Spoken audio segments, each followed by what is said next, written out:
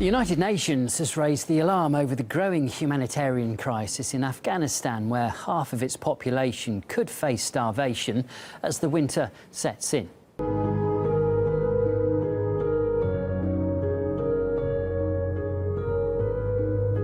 I've never seen a crisis that worsens so dramatically and just spread across a whole country. 3.5 million children are what we call severely acutely malnourished, with more than a million facing awful prospects unless they get immediate help.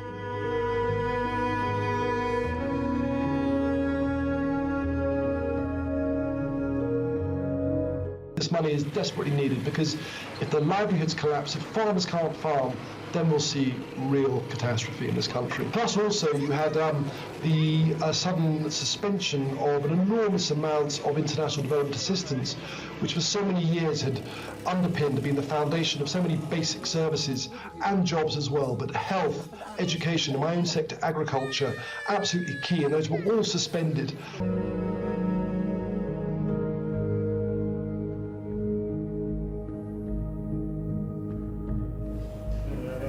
It's allocated more than $470 million for humanitarian aid to the Afghan people this year, including $144 million back in October. And various humanitarian organisations have been distributing vital goods to the country. However, the Taliban does say that US sanctions are crippling the country, preventing people from getting the supplies they need.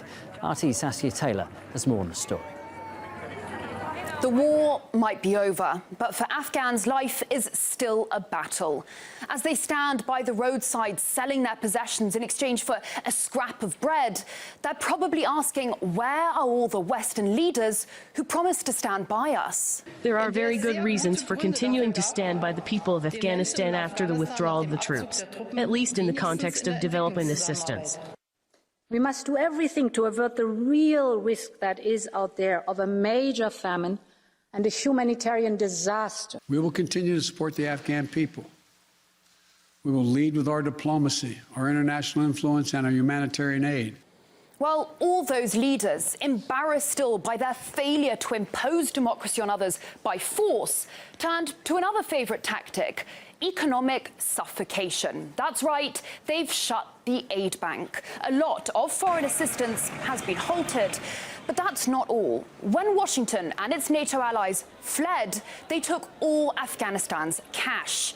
The US has frozen $9.5 billion worth of assets belonging to the Afghan central bank. So even those lucky few who do have savings can't take anything out because Washington says so.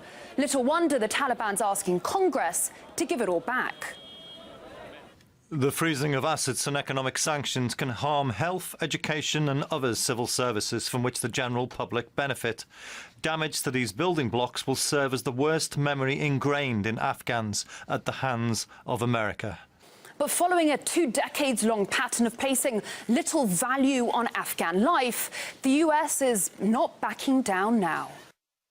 US officials made clear to the Taliban for years that if they pursued a military takeover rather than a negotiated settlement with fellow Afghans, then critical non-humanitarian aid provided by the international community in an economy enormously dependent on aid, including for basic services, would all but cease. That is what occurred.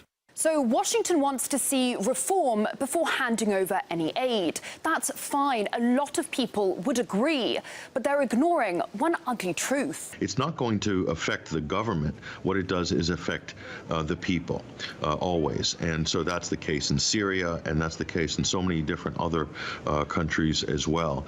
So the people suffer for the policy of international sanctions, not government. For the West, they sell this to their own population. The U.S. will sell it to its own constituents and so forth. As this is a better option than going to war, we're going to put maximum pressure on. We're going to put sanctions on. And it's seen almost like the moral way of waging war, when in fact economic sanctions are as devastating, if not more devastating, than military intervention.